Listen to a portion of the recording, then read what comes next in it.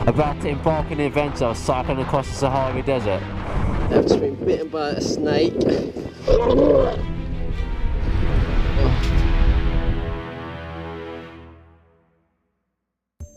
In the summer of 2014, 23-year-old Briton Daniel Affili set out on an epic adventure to cycle across the Sahara Desert. The journey would take him 1,800 kilometres from Morocco to Senegal, across one of the harshest natural environments on Earth. This adventure isn't about going from A to B. It's not about how many miles I can do per day. It's about embracing the feeling of being lost in the world with just your backpack on, living life.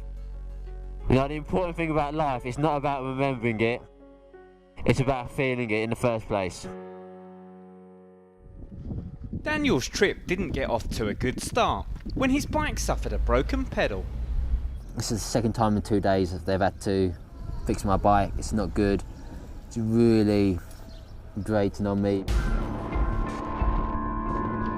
He cycled 386 kilometres with only one pedal, but eventually got hold of a new set of wheels. Before long, Daniel sustained his first injury, a cut toe. But worse was to come. He had to make the most of the desert's limited flora and fauna for nourishment. The biggest challenge was definitely finding food and liquid intake when there was just none around. The extreme conditions and physical exertion left him dehydrated and desperate for liquid. I'm just creating a solar still by urinating inside this water bottle, and the sun's rays will evaporate the water content from the urine and it will condense against the larger bottle's surface, and hopefully I can drink that. Well, it's not a lot, but it'll have to do. In an environment where food is scarce, he was willing to consume even the most unpalatable meals. Eating bugs is never easy. You know, it doesn't matter how many bugs or slugs you've eaten, each one tastes as worse as the first. Whoa. The best thing about reptiles is that because they're cold-blooded, you can actually eat them raw, because they don't contain all the bacterial infections which can harm you as much as warm-blooded animals do. But they do still possibly contain parasites which can make you very ill. So, bon appetit.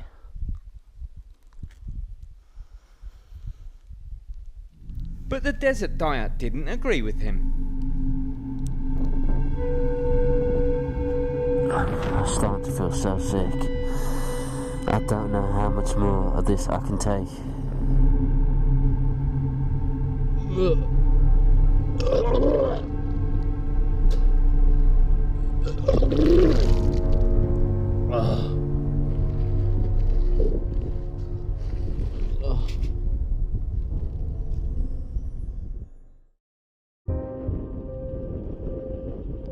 Daniel was picked up by the military.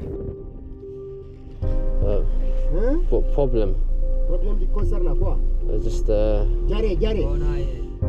And transferred to a local hospital. no hospital. No hospital.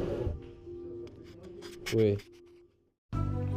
After a few days' break, he was back on track. Well, nearly.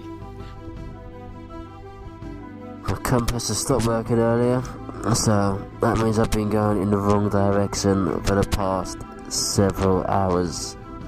If I can get to those sand dunes, the tallest ones in my sight, I know I can find my way back.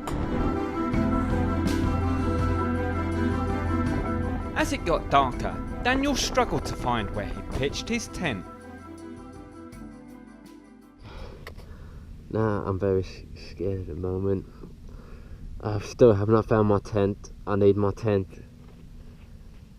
I need it bad. I need it bad. Before tracking it down in the nick of time.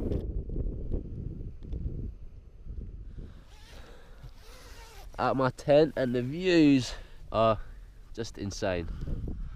I would wake up many mornings and just find snake tracks You know, the problem with finding snakes in the Sahara is that the snakes prefer to be nocturnal, which means during the day they're hidden underground underneath rocks.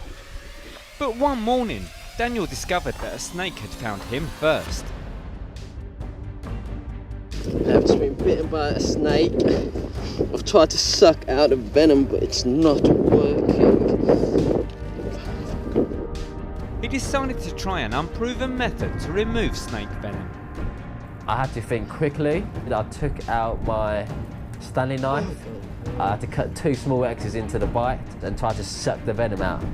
I knew it was outdated before I even tried to do it. They used to do it in cowboy movies, and it's been ruled by the medical profession as not advisable because you could end up doing more damage to yourself.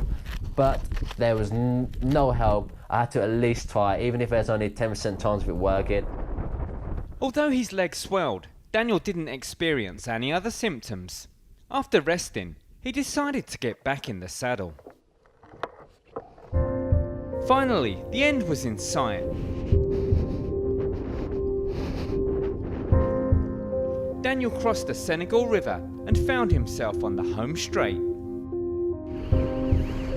After 36 days full of trials and tribulations, Daniel received his passport stamp at the Senegal border. Tim, Oui. okay? Your phone number. Merci. And he couldn't resist celebrating completing his epic journey with a cooling dip in the ocean. Getting to the sea was a great feeling. You know, once I jumped into the water, you know, the feeling of just the wet just pressurising against your body, that was a great moment. That's when I knew it was over.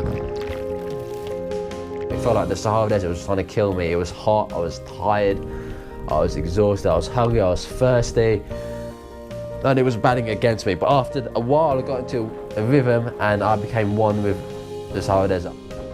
In all, it was alien and horrible in parts, but it was the time of my life.